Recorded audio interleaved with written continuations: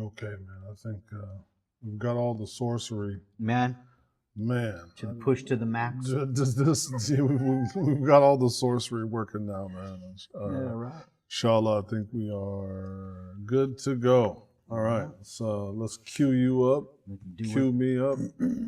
Here we are. Bismillah, alhamdulillah, wa salatu wa salam ala Rasulullah. Welcome back to the Middle Ground Podcast. Here with my brother, as always, Brother Dawud, Aleman. Right. On a nice, what we will call chilly SoCal winter-ish, early winter afternoon, which means it's like 75 degrees outside. Right. That's why I'm wearing a hat. My mom was like, "Why are you wearing a hat?" I'm like, "Mom, I live in Southern California. It's like under 80 degrees. I gotta have a thick hat and a coat on." Well, they're like in deep snow. Exactly. Yeah. Well, it's coming. It's not there yet, but it is coming. Crazy. Right. So today, man, we were kind of brainstorming some ideas. You sent me some links, and then you said reflective thoughts. And I said, no. Shaytan is your enemy. We're going to go with Shaytan, as Allah says, "Innahu lakum aduwwun mubin," which is interesting, right? As we get into the stuff. But so the interesting thing about the Quran is that it describes Shaytan as your aduwwun mubin, like your clear enemy. And yet, Shaytan remains veiled from us. You cannot see the devil. Right? He's part of the unseen. So you can't readily see him, and yet he's described as being your clear enemy. Right? Yeah.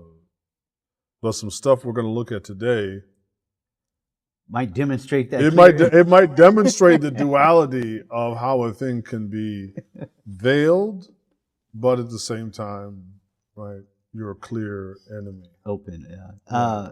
And so we had been always thinking about, these were good conversations that we had, maybe after the prayer or, after Jum'ah or,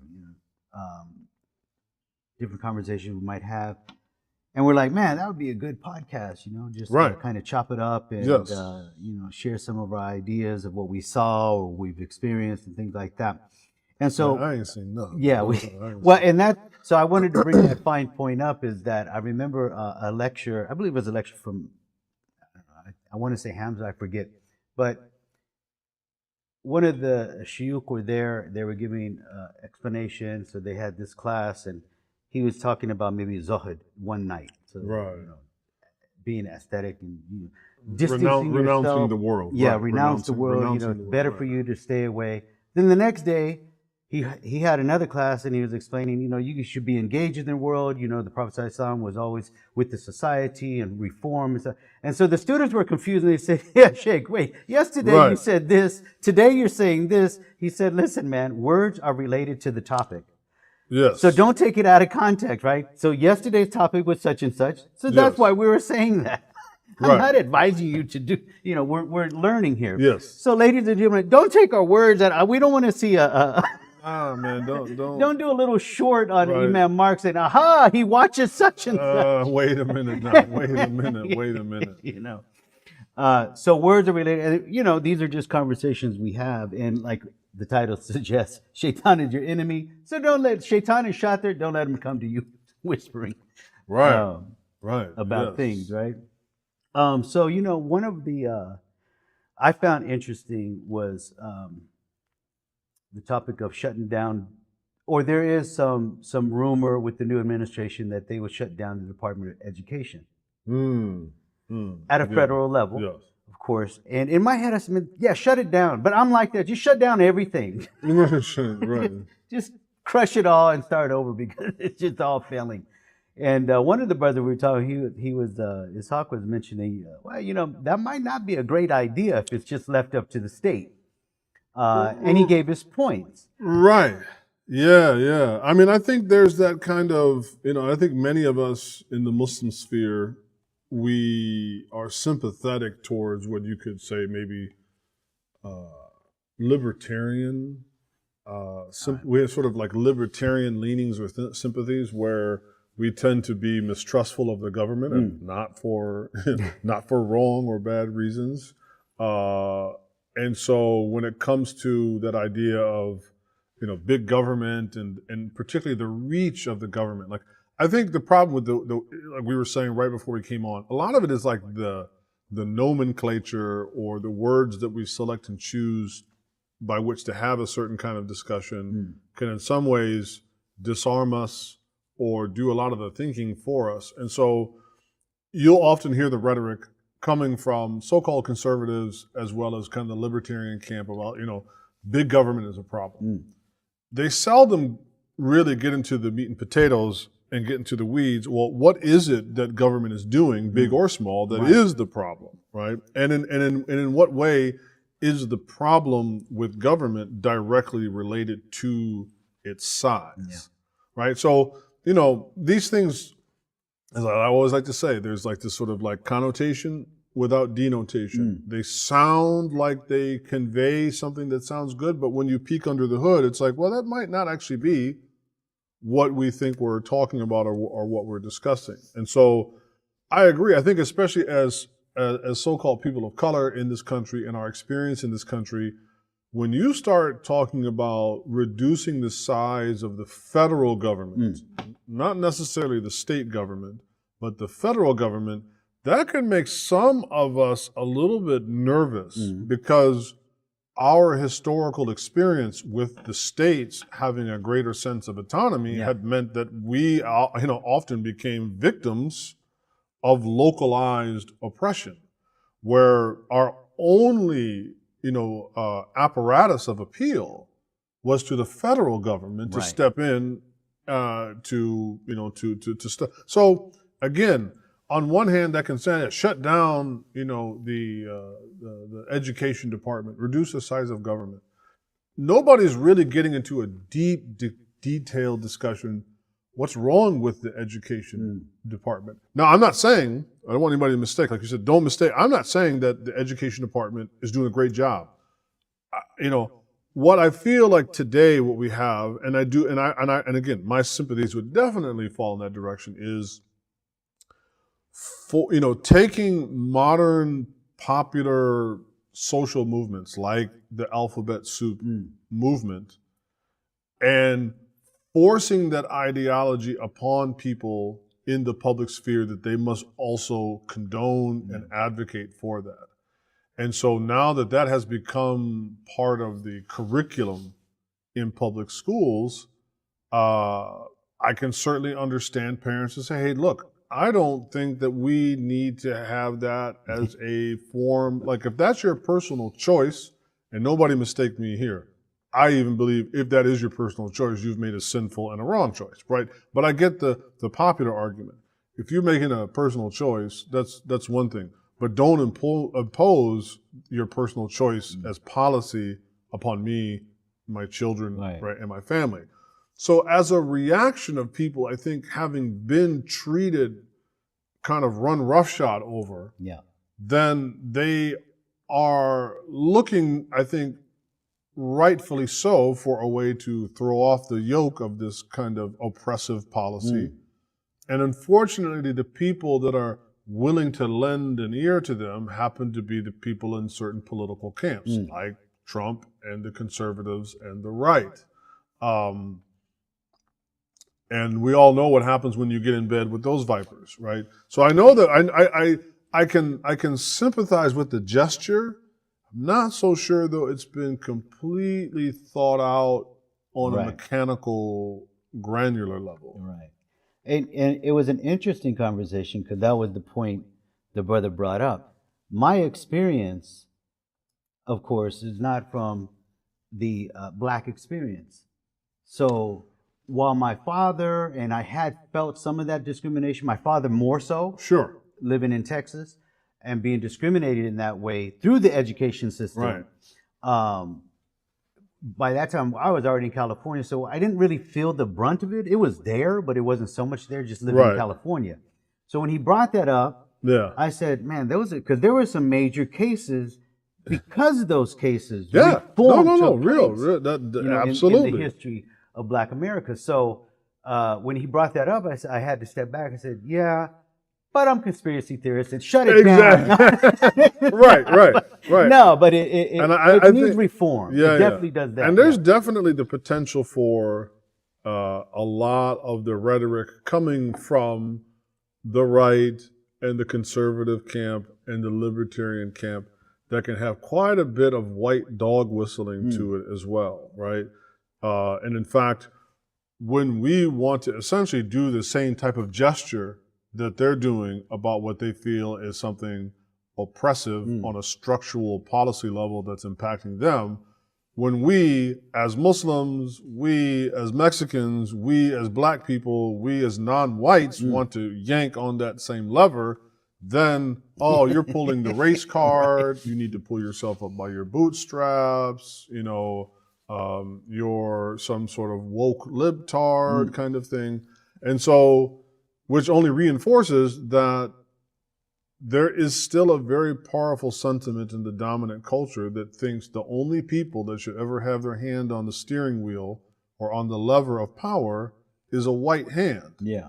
Right? And so I can simultaneously sympathize with that sympathy, shut it down, right? I'm very mistrustful of it. At the same time, Ishaq is bringing up, I think, an important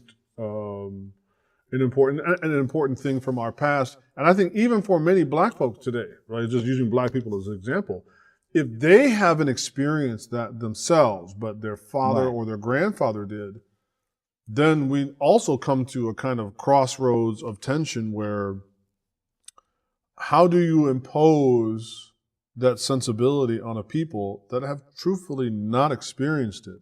Yeah. At the same time, like, hey guys, history is an important receptacle of learning. Yeah. So maybe we shouldn't throw the baby out with the bathwater. Yep. Maybe there's something more in the middle where we should refine the education department. And, maybe it isn't so much its size, because, are we talking about and what I meant, what do we mean by size? Do we mean by number of employees? And so we're talking about the drain on tax revenue, that has to support that? Or are we talking about size really meaning scope? Yeah. Like their ability to reach into the private lives of people and to, demand that they have to, do A, B, or C. So I feel like many people in that camp don't really do themselves a favor by not really moving beyond the jingoism and the slogans and helping people to understand why this might be a problem. Yeah. And that even if it isn't a problem in the same way for me. So you could take the reverse. Yeah. Obviously, they want to say, we want to bring prayer back into school. I would have a problem with prayer in school as a Muslim because I know exactly what they mean by prayer. They mean about, Jesus, not the messenger of Allah, sallallahu alaihi wasallam. They mean about Jesus, the Son of God, and it's a very Christian and a white Christian thing. They're not talking about bringing prayer back into school by a bunch of Mexican Pentecostal, that kind of Christianity. No, they're talking about, a kind of domesticated, pro-militarism, shut up and dribble white Christianity. Sure. And it's okay to bring that kind of prayer back into school, but we're not talking about calling the adhan. Oh, really? So you get to bring prayer back in school. Do I get to bring salah to school? Yeah. Do I get to call the adhan? Then what about the Buddhist, the atheist, the Jew, the Hindu, the Wiccan, the pagan, right? And then what are we turning, right? What are we turning this into? And so what you really are in a very dog whistling kind of way, what you're saying, but not the quiet part out loud, is white Christianity should be the dominant and preferred expression of human sensibility and human religious sensibility, and everybody else, well, the devil can take the hindmost. Right. I'm very uncomfortable with that. Even though I definitely would advocate for prayer in school that if, like, as a Muslim, if my daughter had to go, or I had a son that had to go to public school, they should be allowed a moment to fulfill their daily prayers while they're in school. Yeah. But that's not what they're talking about. Sure. So, I mean, I guess we got to keep it open for a little while. Have another bake sale. Keep it open. Well, what do you think about, and I did bring up at the last moment here, David Dubine. Dave Dubine is he's one of our favorites. Yeah. So David Dubine is our, like, it's our little secret, like both David and I, not David Dubine, but brother Dawud and I, we have a secret love and fetish of all things conspiratorial. Right. And so David Dubine, who does this Adapt 2030 channel, my wife always laughing at me. Every Thursday night, I have to watch their live stream, and she's like, "You watching this stuff again?" I said, "Babe, it's conspiracy theory night. Man, I get to get it all about, And he gives it all. He gives you everything, and it's like going to Walmart. You just get it all, right? So yeah, go ahead. I just want the people to understand some backdrop here. Which he started out, and if you really look at his forte background. It's in agriculture. It's in growing. He became famous in certain territories of Asia. Yeah, wasn't he like China. A coffee buyer? Yeah, exactly. So he he understood. He became more, I think, famous within those regions. Like he speaks their language very well, proficiently. So he helped, I believe, the rice paddies. So they were having an issue of growing rice. It just wasn't working. And in his research and discovery of why it's not working, he also found out, well, there's something going on with the sun. It's going into a solar minimum. And then we have the grand solar minimum. He did more investigation. Right. His whole thing was about the... Yeah, he became pretty adept with the science of space and the solar system and things like that, and how that affects our planet. But then he likes to sprinkle. He likes to sprinkle a little something extra on top of it, So yeah, he gets into it. Yeah, and he starts talking about his vibrations. Man, see, that's where he loses me. Aligning. That's where it just becomes purely entertainment. Like, this dude is off of some shirk craziness talking about vibratory this or that. I'm like, all right, man. So you kind of duck and dodge between some of the stuff, and that's like today. Everything you got to kind of weave. Yeah, he starts talking about Mercury in retrograde. I'm like, okay, Here we go. All right, exit stage left. I'm out of here.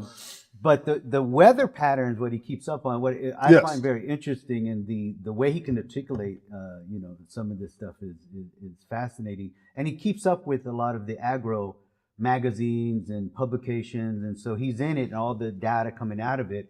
And his goal was to prepare us. Hey, start buying seed. Hey, become proficient in growing your own. Be self-sufficient.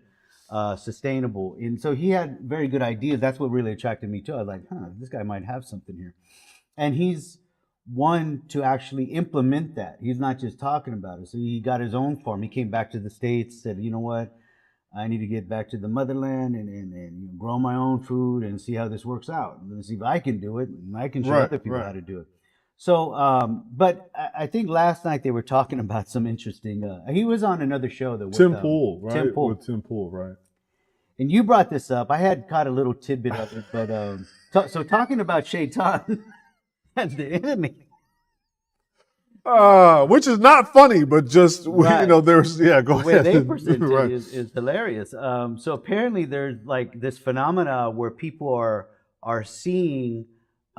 In the face of others, like this devil look, like it'll like this dysmorphic thing. So when they look at another person's face, they just don't see a person; they suddenly see this demonic face. Yeah, right. And so what caught their attention on that particular podcast was that it was hitting mainstream news. Like this was not a news bite that came through InfoWars or Onion or whatever. The Babylon Bee, right? This came through, mainstream media. I think it was NBC News, which isn't to say that, because it came through them, it also has to be true, but just nonetheless making that this was something that was a little bit more above. Yeah, it was on. That's what it was. The pay grade. So, then they put their spin on it in the sense of, well, this could be from the different solar rays that we're getting penetrated with now that are bending our magnetosphere and certain concepts, Let me see if I- I'm which gonna- could be a stretch, but then maybe not in the way we are affected by right. So I'm solar- showing. I pulled it Yeah. up here so people can see while Good. you're monologuing there. But yeah, And so, although you the faces that they drew, it's like well, yeah, those we're seem playing Dungeons and Dragons now. What is this, man? it really throws someone off to like, this is like really fantasy. So, when they mention that this has become now it's got an actual classification with psychology. I forgot the name, what they were calling it, but it's Yeah, let some me kind see of if it says here, right? yeah, it's a psychological, what do they call it now? Something, right? But it said it gave scientists an opportunity to visualize what the warped faces look like for a person. I guess they were using like AI Okay. or something like that. And it said researchers at Dartmouth College created a digital representation of what Sharah, which sounds like, I don't want to over Arabize it, but it sounds like maybe Persian or Arabic, right?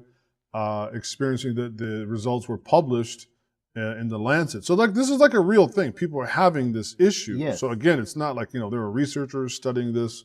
What is this PMO? If I can find, here it is. God, how do you pronounce this word, right? Prosopometamorphasia. Okay, or just PMO. We'll call it PMO yeah. for now, right? Because God, it's Mm-hmm. impossible to. But yeah, that's what it is.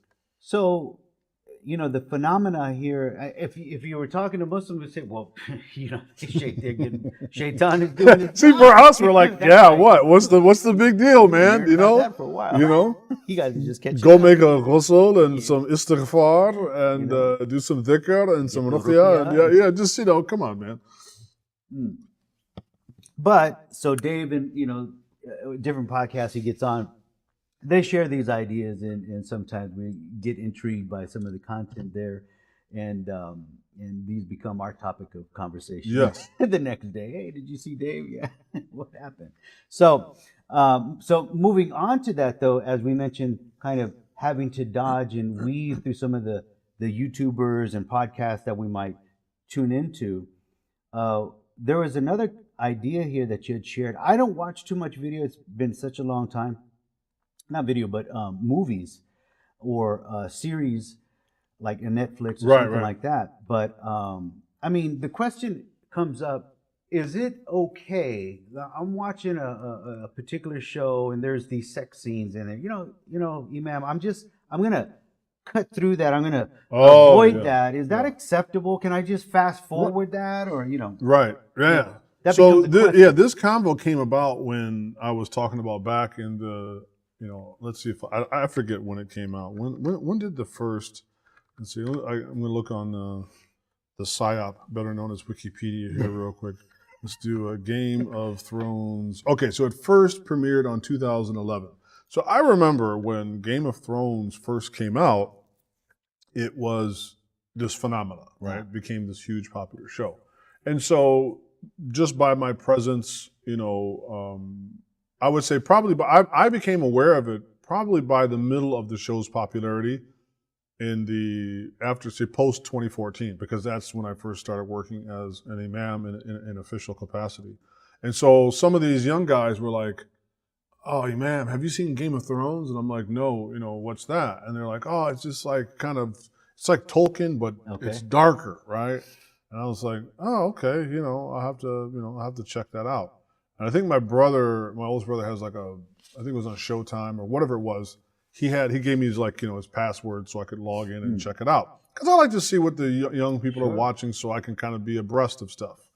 And that's a pun intended, right? So I put, I log in, start watching the first episode, and within like 5 minutes, it's like, this is straight up porn. So I remember a couple of these young guys, I was like, yo, I caught a little glimpse of your Game of Thrones. Like, you set me up, man. Like, yo, you cannot be watching this show, man. This is straight up pornography. This is crazy. And then, I skipped through. I just skipped through the bad parts. I'm like, so what are you just watching the opening and closing credits? Because, from what I can tell, the whole thing is like nudity, sex, incest, debauchery. I mean, it's just like unbelievable. And as you said, it was like, oh, well, I'm just going to skip over the bad parts. Really? It's like, so if somebody makes you an egg and cheese sandwich and it accidentally puts the bacon on the top, you're just going to take the bacon off and still eat the rest of the sandwich? Really? You're not going to just toss the whole thing? Right? If so, remind me never to come to eat your house. I mean, unbelievable, right? Don't recommend movies. Yeah, don't recommend no restaurants, no movies, nothing. Matter of fact, we're done. Yeah. So Right. there's that idea that no, he's your enemy. And so what does he do? From that unseen vantage point, is he wears you down, softens you. Right. If you can't get you to commit a major sin, he'll get you to commit a minor sin. If you can't get you to do, to commit a major sin, he'll get you to not only do the minor sin, but soften it to where now there are only major sins and there's nothing minor anymore. Yeah. Right. And then, that's a major problem. Yeah. Yeah. And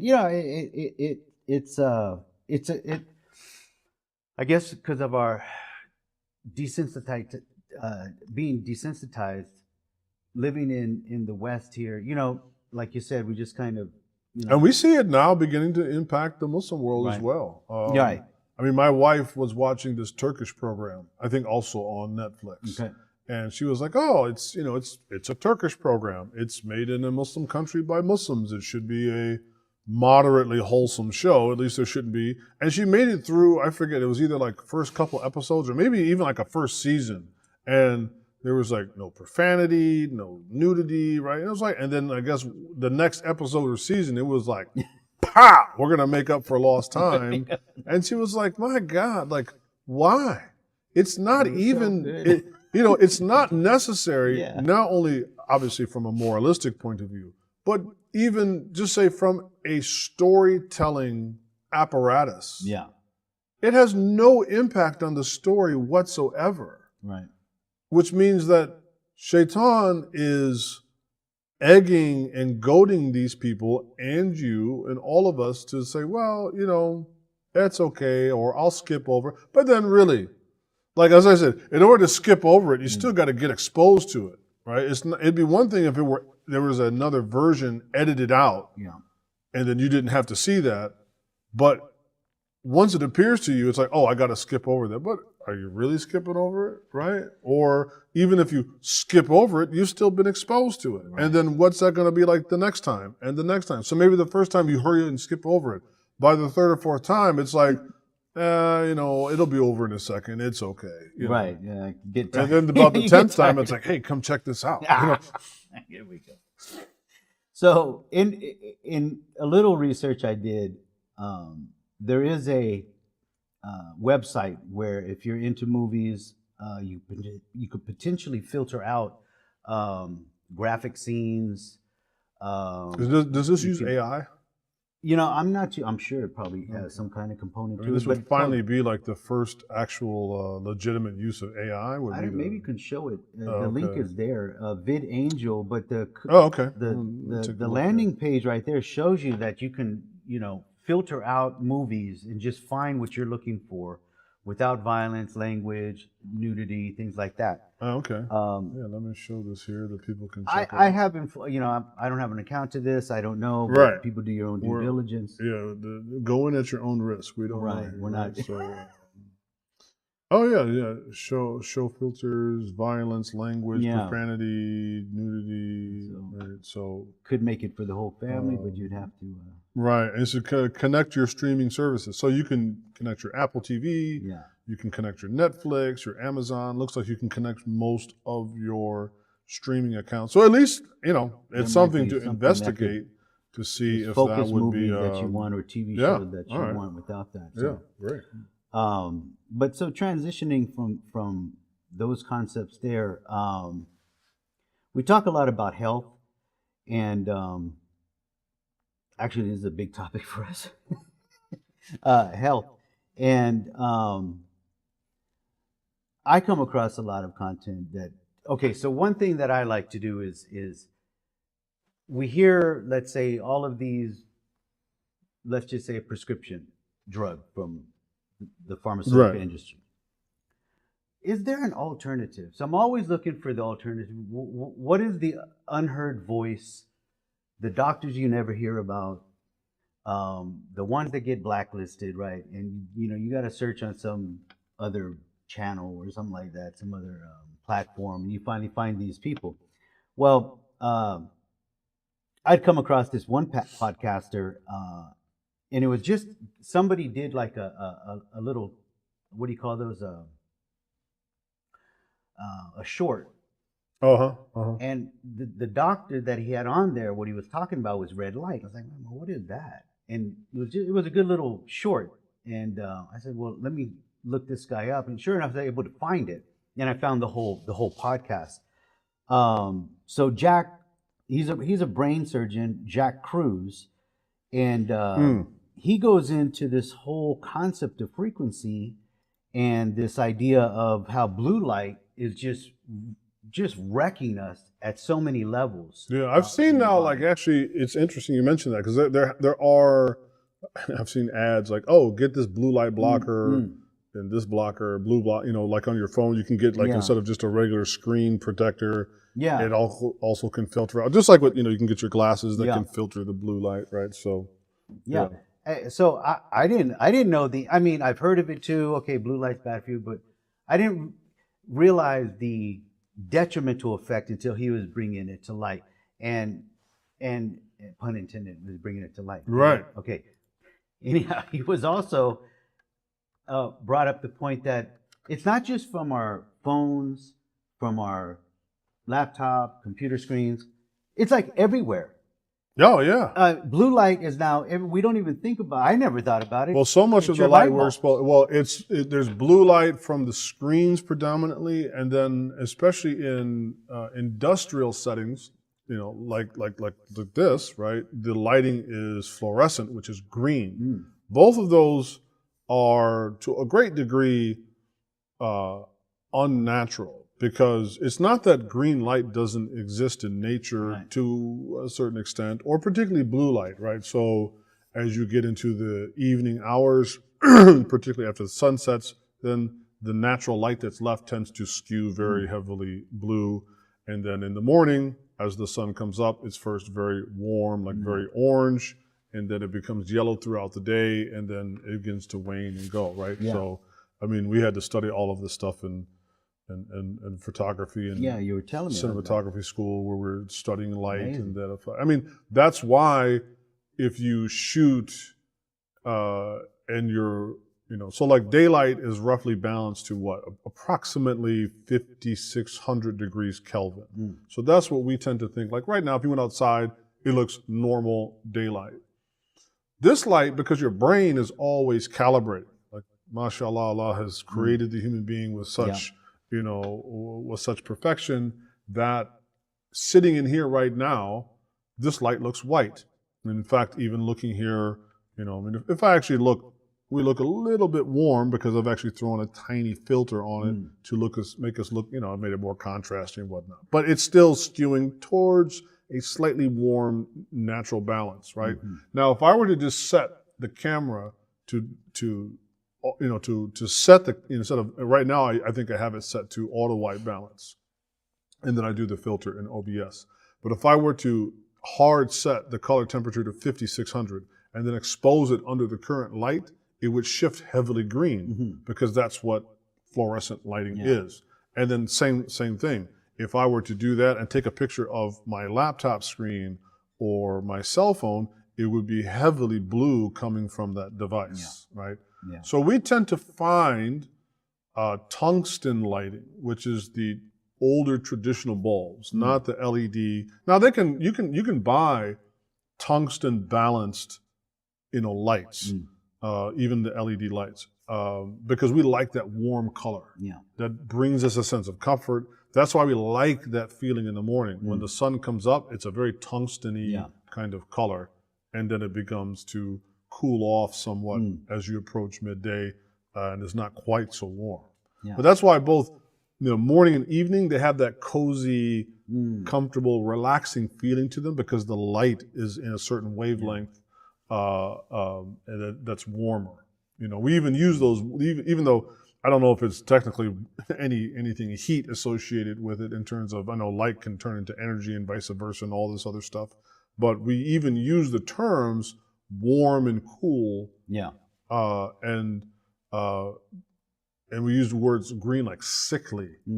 That's like when they shot The Matrix. I think it was Bill Pope that did the cinematography on The Matrix. Great, cinematographer.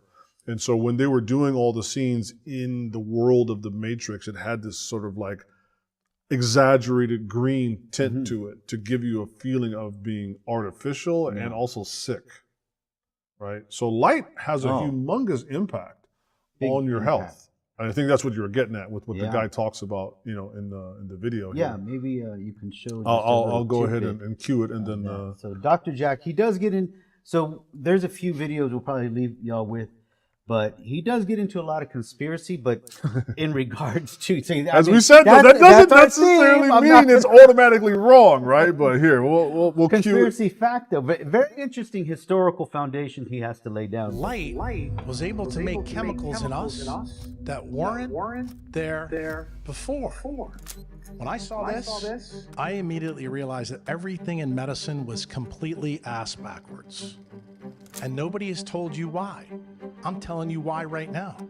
Because you're blue light toxic. Blue light makes you fat. What I tell you my day. The alpha wave. Right. So he's a neurosurgeon. 7.83 hertz. Exactly the same. You have this direct loop. So, you can check out the rest of the video. We'll leave it there in the link, right? And you can take a look at it. But yeah, he talks about all of this, and I think you don't have to accept all of what he says, but I think there's no doubt that there's more than enough evidence from many different trajectories that light has an impact. And we've known for years. That's why I've been telling you, oh man, you got to watch how much screen time you get. That blue light, particularly at night, it's a form of stimulation. And this is actually backed up by, this is why, you could even think about it, like the Quran, Allah talks about وَجَعَلْنَا النَّهَارَ مَعَاشًا. We made the daytime for work, for living and for work, right? And so when we wake up in the morning and let's say if you get up right before Fajr, where that light is still really blue, that's why you got to kind of shake it off because that light, you're comfortable, you're cold, you're cool, you don't want to move. As you get exposed to the light of day, it naturally triggers this cascade of hormones in your body to, get you to wake up. And that's why now they all know, one of the most beneficial things you can do in the morning is go outside and get exposed to that early morning light. They said, pre 9, 10 o'clock, because after that, the angle of the sun, the light changes its color temperature, right? And then by the 10, 11 o'clock on throughout the day, the light changes to a cooler form of a warm light that signals time to get to work. Right.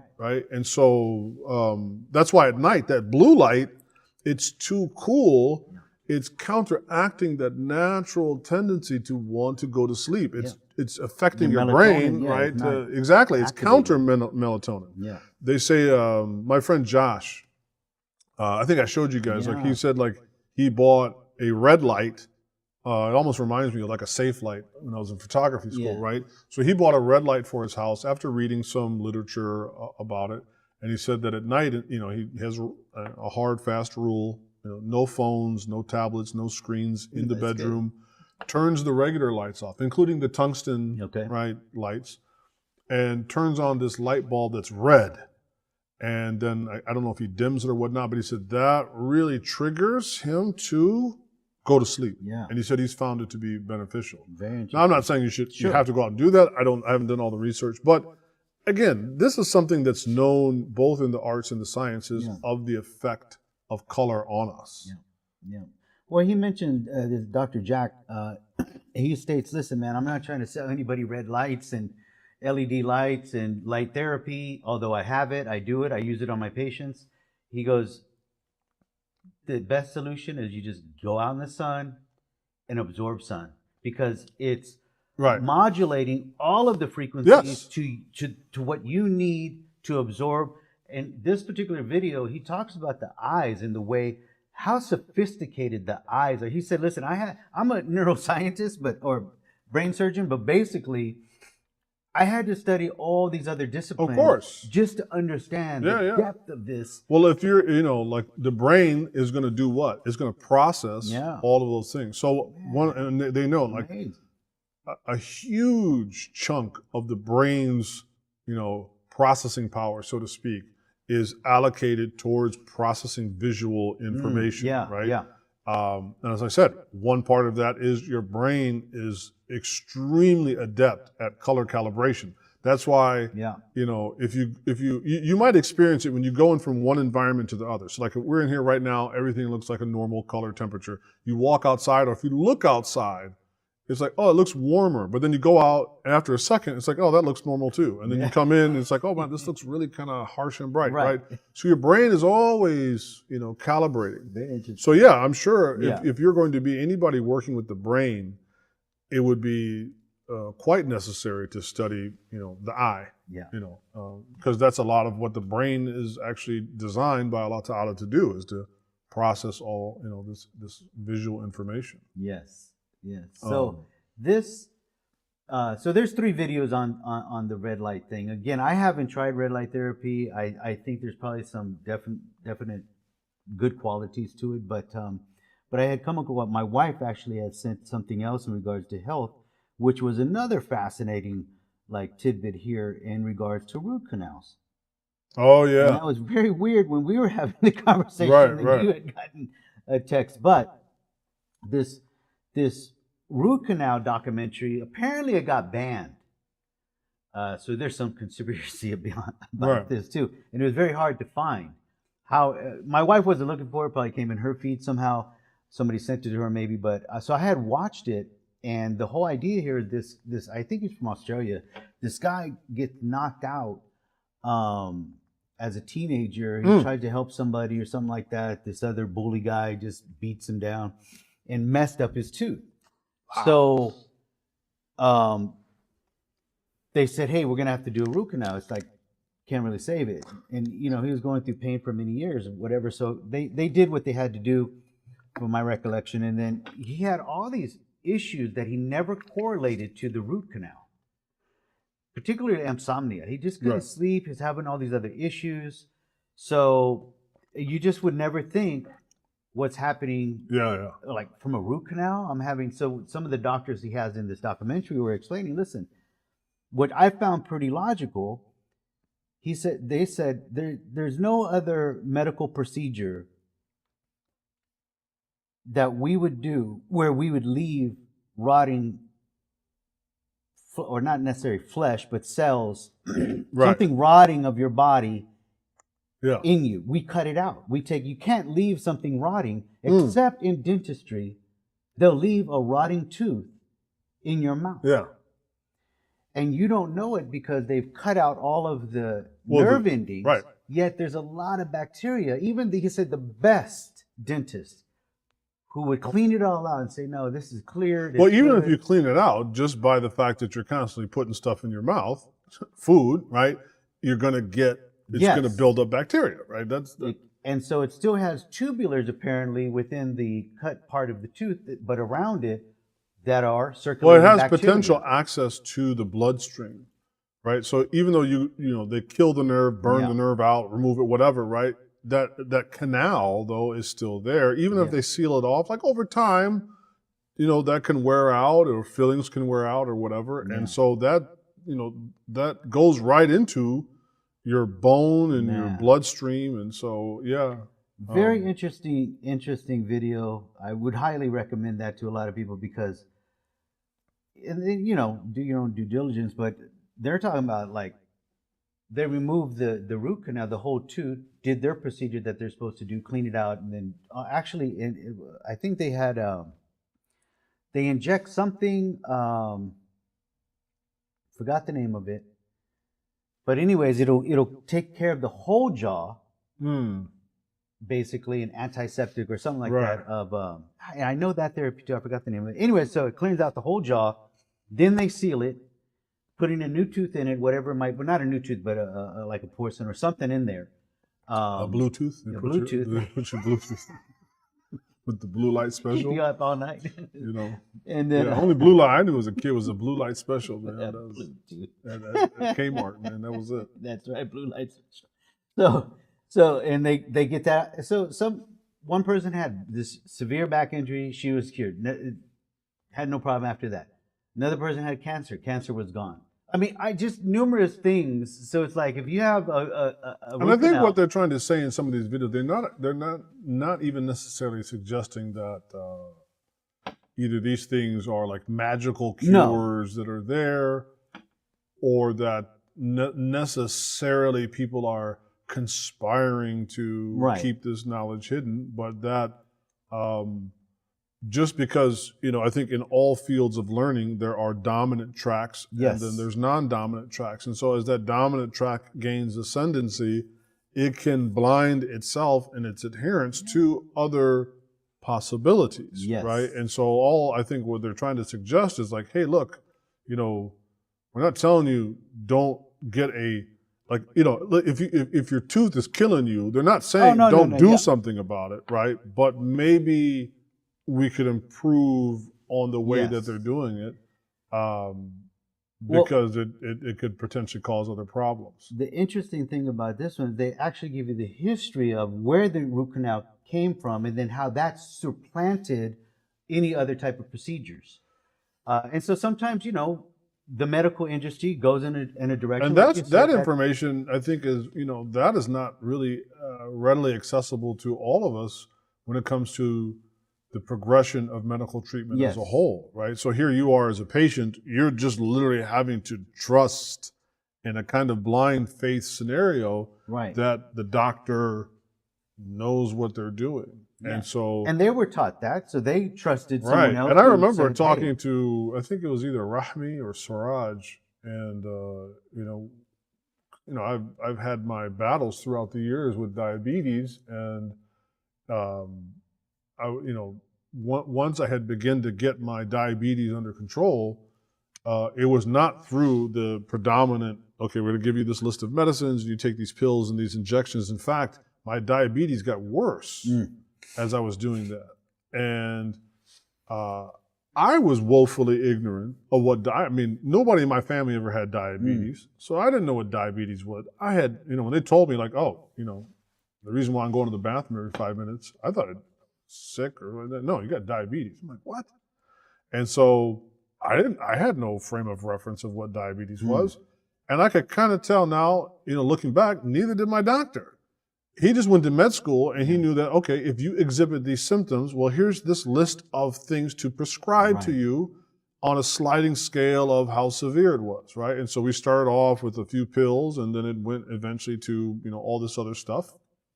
And that became a huge problem for me, because all of the medicine I took had massive side effects.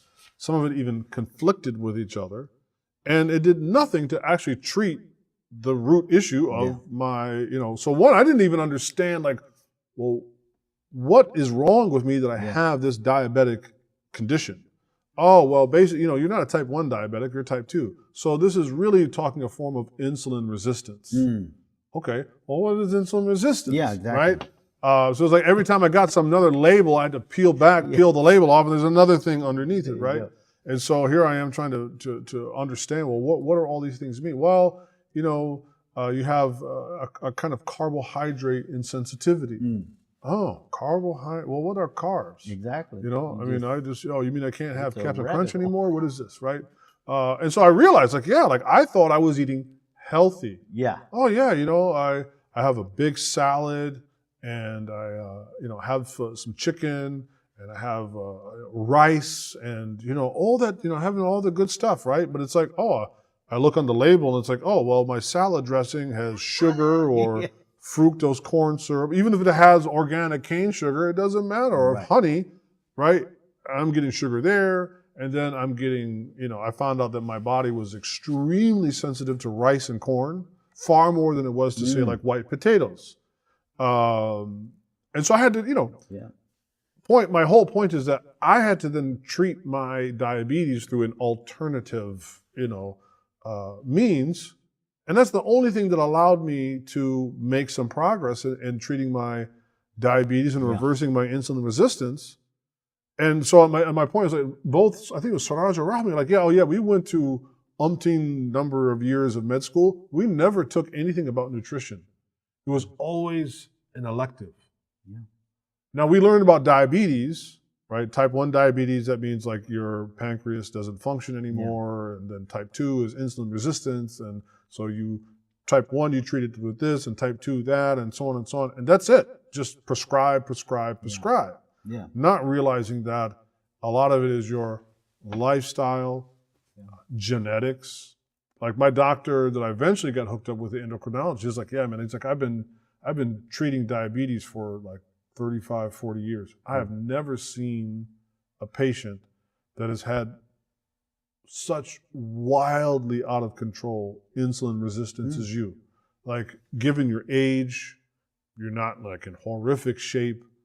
You know, it's like I got people that are like in their 80s and their blood sugar is way out of control and all this other stuff. They're massively overweight.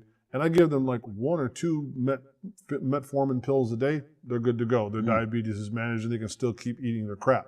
You know, you can do all this other stuff, right? But man, you have one little grain of carbohydrate and blah, like, you're just skyrocketing. He said, for you, it's definitely genetic. You have an extreme genetic intolerance to a lot of types of white flour, corn, rice. Definitely not good for your metabolism. And then I learned, he said, now what you can do, if you want to have a little rice from time to time, you cook it, you let it completely cool off, it turns into, I think they call it like a reverse starch or something like that. It greatly reduces the glycemic impact. My point is, I began to predominantly treat my diabetes through lifestyle, alternative things, right? And sometimes people in the industry get very, what do you mean you're doing this? Like, well, this is what I'm doing. They get very, very uncomfortable, very incensed that you're daring to take control of your life. Take control exactly, they get like, wait a minute. Out of my prescription. Yeah. Well, and in several of these, the doctors mentioned that, hey, we went down the track of all of the studies and our mentors and doctors and the books and literature, and this is what we were trained. We're trained this way until we started to realize I'm not really curing anyone. And so they came to the conclusion, several of these doctors, there's got to be a cure. We're just going to manage everybody's and let them wither away in pain. It doesn't make sense. I'm a doctor. I'm supposed to be helping cure people and remove their pain. So that's why I said, like, I like to hear what is the unspoken voice of these topics. And when I come across them, I say, okay. I mean, I'm not filing nobody's bag of dirt snake oil off the top of their dome stuff, but at the same time, it might be interesting, and it might lead to something else. So well, I always tested first out, so I pulled out my tooth just to see what happens. And it was a good tooth. I don't know why I did it, but no. So tie a string to your car bumper, take off. Wait, what do they call it on the door handle? Exactly, yank it out. So they did mention in the root canal video, they do mention one thing interesting.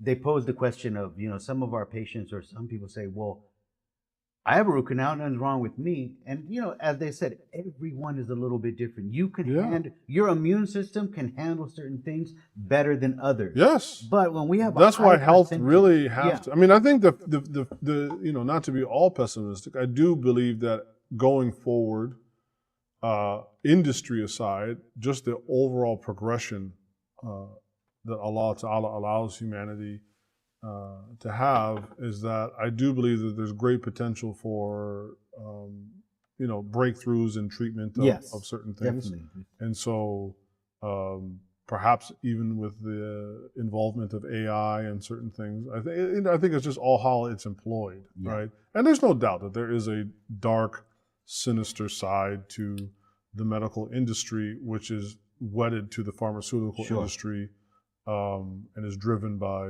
money and other things. And I think that's very unfortunate. I mean, I just had this experience where my wife had a prescription because she just graduated, and so her insurance from her student insurance ran out, and then she started her job, and so there was like a short gap, and she needed to get the refill on one of her prescriptions, and it was like going to be, I don't know, $700. Yeah.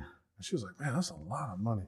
So she happened to reach out to one of her friends back home, a sister in the Dallas community, and she's a pharmacist. And she's like, oh no, here, we get these little coupon things, scan this, and da da. She went back to CVS. She was like, oh, it's $12. What? Still no insurance, but you just had to, like, how does it go from $700 to $12? Give me that coupon. Right? Was that a Groupon? Yeah, I mean, so obviously, it's just gouging. No, definitely, yeah. I mean, that's where we're at. Well, these are the conversations we have, ladies and gentlemen. Yes, these are our dark little secrets. We sit around and watch conspiracy theorists on Thursday night. David Dubine and what's his name? The other guy, the crazy guy that smokes a lot of weed. Oh man, he's ransom. They need to ransom him, man. He's something else. But nonetheless, I find him of great, sometimes comedic value. Joe Rogan. I'm not a fan. I'm not a Joe Rogan fan. I really, I don't find what he says to be really of great value. I completely don't understand his almost universal appeal, especially in the Muslim community. Like, man, this young generation of Muslim guys, they love watching Joe Rogan. I don't. You know what you should be watching? You should be watching the Middle Ground podcast. That's the one. That's the one you want to watch. Yes.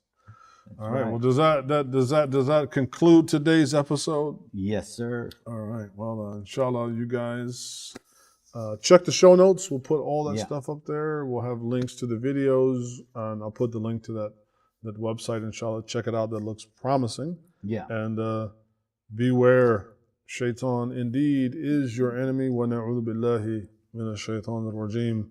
We seek Allah's protection from the accursed Shaytan.